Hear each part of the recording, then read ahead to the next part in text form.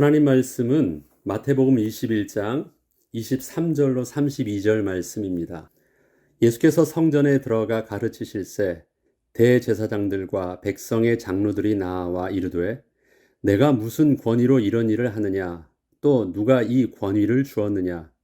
예수께서 대답하시되 나도 한 말을 너희에게 물으리니 너희가 대답하면 나도 무슨 권위로 이런 일을 하는지 이르리라. 요한의 세례가 어디로부터 왔느냐? 하늘로부터냐 사람으로부터냐? 그들이 서로 의논하여 이르되 만일 하늘로부터라 하면 어찌하여 그를 믿지 아니하였느냐 할 것이요 만일 사람으로부터라 하면 모든 사람이 요한을 선지자로 여기니 백성이 무섭다 하여 예수께 대답하여 이르되 우리가 알지 못하노라 하니 예수께서 이르시되 나도 무슨 권위로 이런 일을 하는지 너희에게 이르지 아니하리라. 그러나 너희 생각에는 어떠하냐? 어떤 사람에게 두 아들이 있는데 맏아들에게 가서 이르되 예 오늘 포도원에 가서 일하라 하니 대답하여 이르되 아버지 가겠나이다 하더니 가지 아니하고 둘째 아들에게 가서 또 그와 같이 말하니 대답하여 이르되 실소이다 하였다가 그 후에 뉘우치고 갔으니 그 둘 중에 누가 아버지의 뜻대로 하였느냐? 이르되 둘째 아들이니이다. 예수께서 그들에게 이르시되 내가 진실로 너희에게 이르노니 세리들과 창녀들이 너희보다 먼저 하나님의 나라에 들어가리라. 요한이 의의 도로 너희에게 왔거늘 너희는 그를 믿지 아니하였으되 세리와 창녀는 믿었으며 너희는 이것을 보고도 끝내 뉘우쳐 믿지 아니하였도다. 하나님을 알지 못하는 사람들은 예수를 믿는다는 것이 합리적이고 과학적인 논리를 무시한 맹목적 신앙일 뿐이라고 합니다. 그러나 복음은 세상이 알 수 없는 영적인 신비입니다. 저들은 과학을 따른다고 하지만 과학을 초월하시는 하나님의 실체에 대하여 스스로가 거부하고 있는 것입니다. 신앙과 과학은 서로 상반되는 개념이 아니라 서로 차원이 달라 서로 비교할 수 없는 초월적인 개념입니다. 신앙은 과학으로 무시할 수 있는 비과학적 영역이 아니라 실체를 부정할 수는 없지만 과학으로는 도저히 설명할 수 없고 이해할 수도 없는 초과학적인 신비적 영역입니다. 비과학적이란 말과 초과학적이란 말은 다릅니다. 비과학적이라는 것은 과학을 가지고 무시할 수 있다라는 것입니다.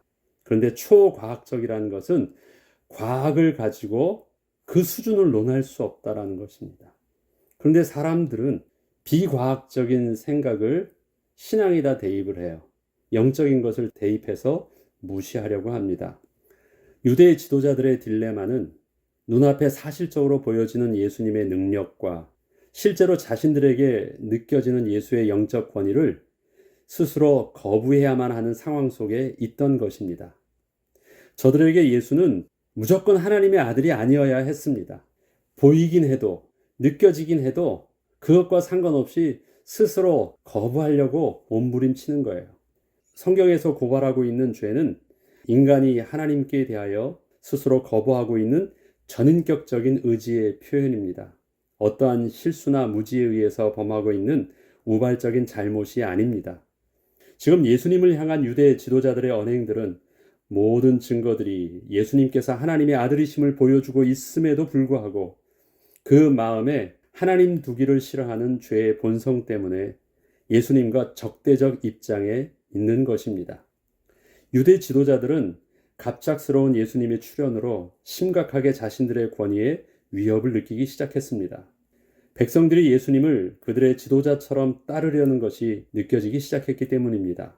그리고 예수님이 예루살렘으로 입성할 때 백성들이 예수님을 자신들의 왕이요 메시아처럼 맞이하려는 것을 보면서 근본적인 고민을 하게 된 것입니다.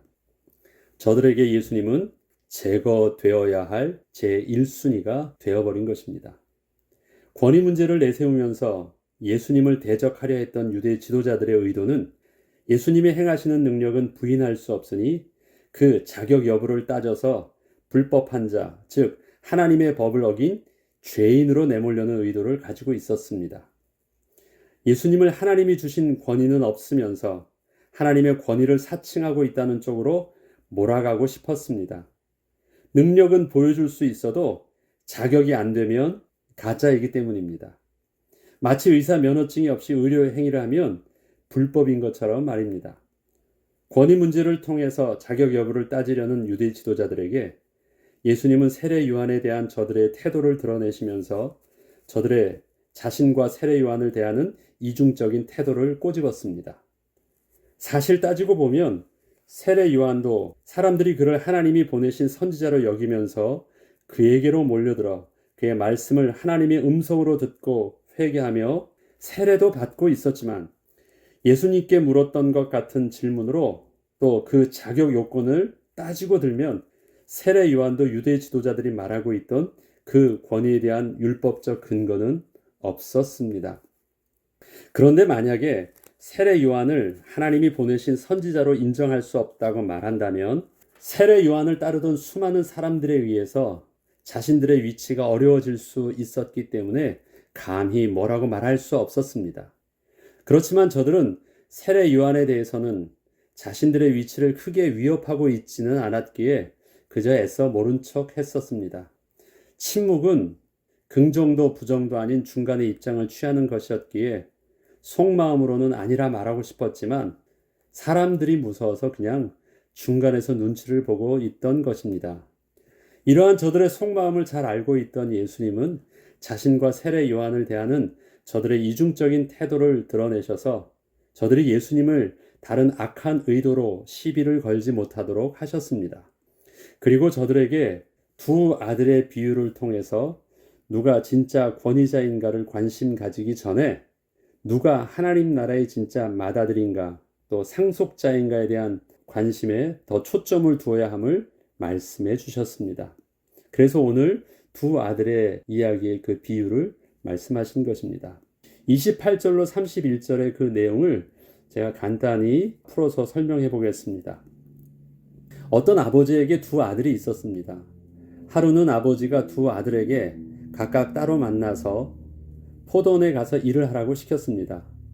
먼저 큰아들에게 가서 지시를 하였는데 큰아들은 시원스럽게 네, 가겠습니다 하고 대답을 하였지만 나중에 알고 보니 가지 않았고 둘째 아들은 싫어요 하고 짜증을 내며 아버지를 피했지만 나중에 자신이 아버지에게 해서는 안 되는 행동을 한 것 같아 스스로 뉘우치고 결국은 아버지의 말씀을 따라서 포도원에 가서 일을 하였습니다.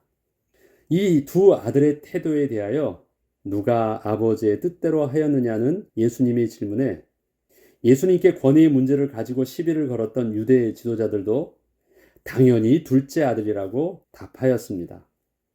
그리고 예수님은 둘째 아들이라 마땅히 지명하는 저들에게 하나님의 관점도 당신들이 보는 눈과 같은 시각으로 우리를 그렇게 구별하여 보신다고 말씀을 하셨습니다. 우리는 여기서 예수님의 질문을 통하여 유대인 지도자들과 또 함께 따르던 제자들에게 말씀하시려는 예수님의 하나님 나라의 복음의 비밀을 좀 더 자세히 생각해 보아야 하겠습니다. 먼저 예수님께서 두 아들을 비유의 소재로 사용하신 것은 아버지와 아들의 관계를 염두에 두고 하신 것입니다. 순종과 불순종의 문제를 통해서 부모와 자식의 관계가 끊어지는 것은 아닙니다. 자식이 불순종을 한다고 해도 그 관계는 끊어지지 않습니다. 먼저 그 사실들을 기억하고 있고 그 다음으로는 큰아들과 둘째 아들의 관계를 생각해 볼 때 혈통적으로 보면 큰 아들은 아버지의 유산의 2배를 받는 특권을 가지고 있습니다. 그런데 여기서 2배라는 의미는 단지 재산의 2배를 말하는 것이 아니라 가문의 중요한 유산은 큰 아들을 통하여 이어져 간다는 것을 의미하는 것입니다. 이것은 그 행위와는 상관없는 운명적인 권리요 사실입니다. 그런데 예수님께서는 뒤에 말씀하시는 것을 보면 율법의 온전한 지도자들과 당시 죄인의 대명사로 여겨졌던 세리와 창기들을 비교하면서 내가 진실로 너희에게 이르노니 세리들과 창녀들이 너희보다 먼저 하나님 나라에 들어가리라고 말씀을 하셨습니다. 이 말씀에는 유대인들이 가지고 있던 죄인에 대한 하나님의 버림받은 자라는 인식을 둘째 아들의 모습을 통하여 그 죄인에 대한 인식을 바꾸려 하신 것입니다. 유대인들은 하나님의 율법을 어긴 죄인이라는 것은 하나님의 저주를 받은 자라고 해서 완전히 하나님이 버림받은 자, 이젠 관계가 완전히 단절된 우리와 상관없는 자로 여겼습니다. 그런데 예수님께서는 그렇게 여기면서 아무 관심도 오히려 경멸하고 저주의 대상이 됐던 그 세리와 창기들을 다시 소환해서 저들을 유대인 율법사와 비교하시면서 예수님께서 말씀하시고자 하시는 것이 있으셨습니다. 큰 아들의 특권이었던 아버지의 유산을 상속받은 특권은 하나님 나라의 축복을 상속받는 특권과는 다른 것임을 말씀해 주시고자 원하신 것이었습니다. 큰아들의 특권은 어떻습니까? 그것은 운명적이고 절대 바뀔 수 없는 신분의 특권이에요. 유대인들이 가지고 있는 선민의식이 그랬습니다.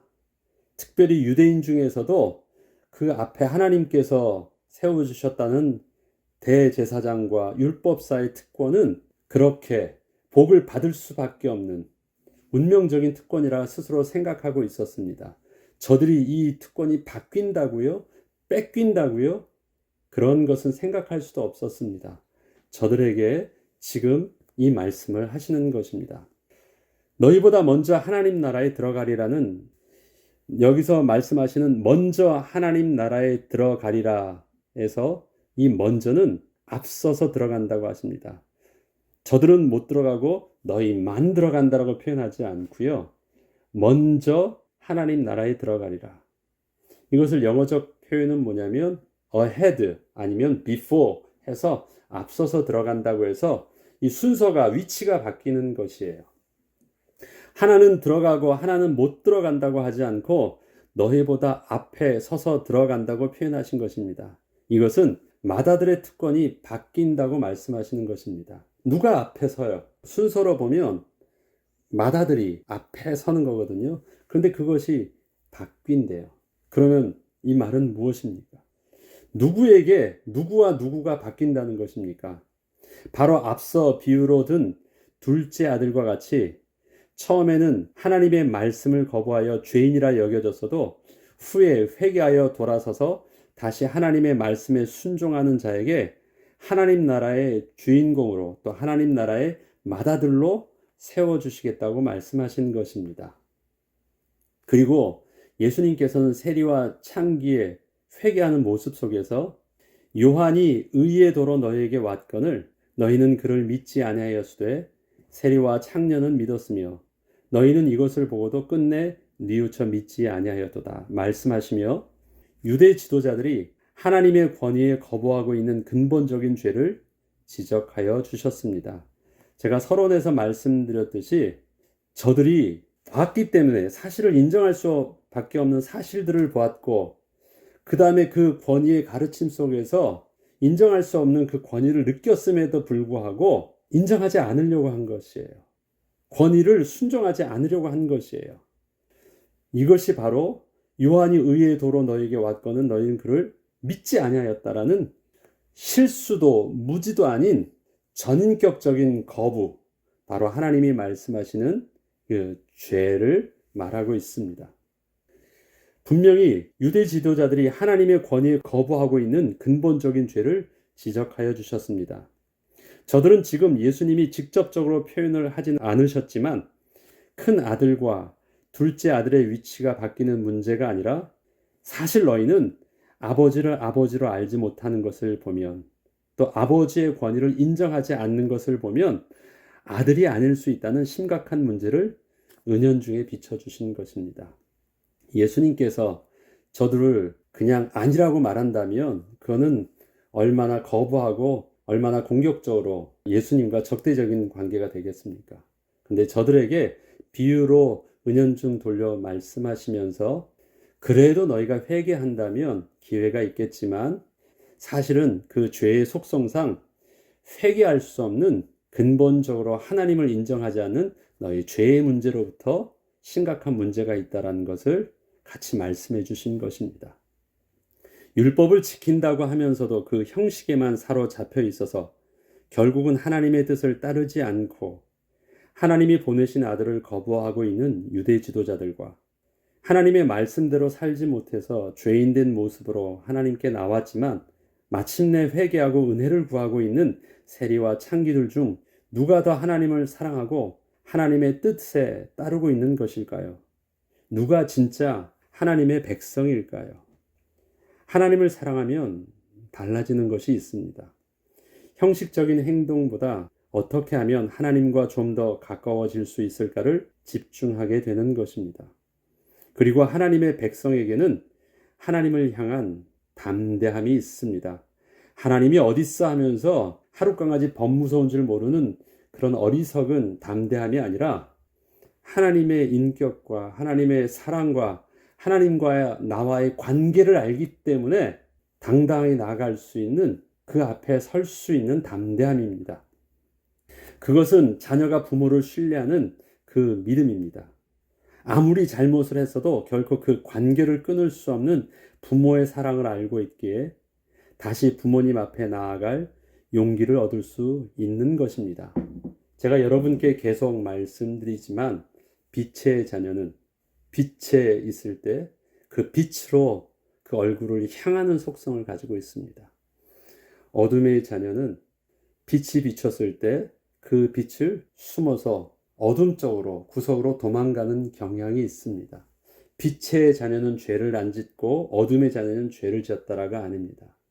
죄를 지어서 더러운 모습을 하고 있는데 그 더러운 모습에 빛이 비출 때 빛의 자녀는 빛이 있는 쪽으로 반응하고 죄인은 그 죄를 감추기 위해서 어둠 쪽으로 반응을 하는 것입니다.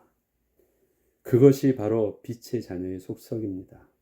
우리는 죄 없는 깨끗한 사람이라 말하지 않아도 됩니다. 우리는 똑같이 세상의 사람들과 다를 바 없는 실수와 부끄러움도 가지고 있습니다. 그러나 우리는 하나님의 거룩하신 빛을 우리에게 비추시고 너 그거 하나님 앞에 죄라고 말씀하시고 거룩하신 하나님 앞에 우리가 나아가 서려고 할 때 거룩한 빛 앞에 비춰지는 우리의 부정함과 우리의 죄를 본다면 우리는 그때 어떻게 하면 됩니까? 돌이키면 됩니다. 회개하면 되는 것입니다. 너무 늦은 것도 없습니다. 오히려 뒤늦게라도 돌이켜 하나님께 나아가면 속으로는 아니면서 순종하고 사랑하고 있는 척했던 종교인들보다 천국의 주인공으로 우리를 앞서 세워주실 것입니다. 우리는 하나님을 사랑하는 마음이 형식이 아닌 자연스러운 기쁨의 모습이 될 때 하나님을 향한 회개와 헌신과 열정은 세상의 빛의 열매로 드러나게 될 것입니다. 하나님은 우리에게 세리와 창기와 같은 우리의 모습의 부끄러움과 연약한 모습을 문제 삼지 않으신다고 말씀하십니다. 그러한다 할지라도 하나님의 말씀 앞에 믿음으로 반응할 수 있느냐? 그러면 그가 하나님 나라의 주인공이요 빛의 자녀로 회복시키신다고 약속하신 것입니다. 오늘 귀한 말씀 붙잡고 우리 연약함에도 불구하고 은혜의 보좌 앞에 담대히 나가는 축복을 누리시길 주의 이름으로 축복합니다. 기도하겠습니다. 하나님 아버지 감사를 드립니다. 나는 마땅히 하나님의 자녀라고 생각하면서도 하나님의 거룩하신 말씀 앞에 순종할 수 없는, 또 하나님의 거룩하신 빛 앞에 자신의 죄를 노출하지 않고 숨어버리는 그런 악한 우리의 모습이 되지 아니하도록 날마다 하나님의 거룩하신 빛 앞에서 우리의 모습을 비춰볼 때 그 거룩하신 빛이 우리를 죄로부터 드러나게 하시고 우리를 빛의 자녀로 옷 입혀주신 예수 그리스도의 은혜로 말미암아 날마다 깨끗하게 씻어주셔서 우리가 이 땅에 사는 동안 빛의 자녀로서 온전한 삶을 잘 살 수 있도록, 그리고 하나님 나라의 주인공으로 앞서 서서 들어갈 수 있는 은혜를 누릴 수 있도록 인도하여 주옵소서. 감사드리며 우리 주 예수 그리스도 이름으로 기도합니다. 아멘.